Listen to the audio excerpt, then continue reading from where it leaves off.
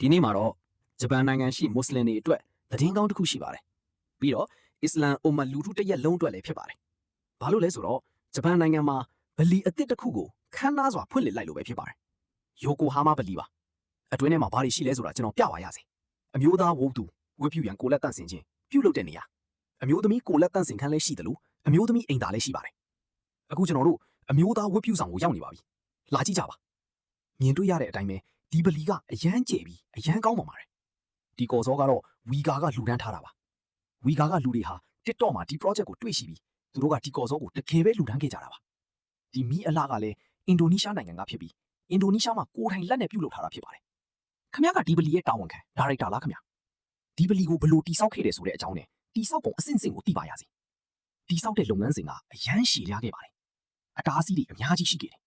အခက်အခဲတွေအများကြီးရှိခဲ့ပြီးမြဲအဆင်ပြေချုံးမိမှုတွေလည်းအများကြီးရှိခဲ့ပါတယ်အလ်ဟမ်ဒူလီလာအခုတော့တိဆောက်ပြီးစီးသွားပါပြီမာရှာအလ္လာ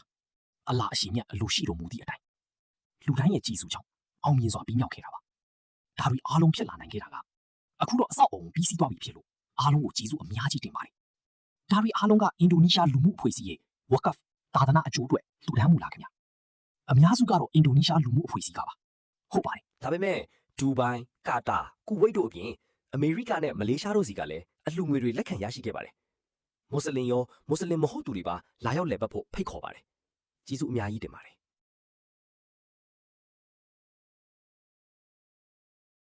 ဒါပေမဲ့ဒူဘိုင်းကာတာကူဝိတ်တို့အပြင်အမေရိကနဲ့မလေးရှားတို့စီကလည်းအလှူငွေတွေလက်ခံရရှိခဲ့ပါတယ်မွတ်စလင်ရောမွတ်စလင်မဟုတ်သူတွေပါလာရောက်လည်ပတ်ဖို့ဖိတ်ခေါ်ပါတယ်ကျေးဇူးအများကြီးတင်ပါတယ်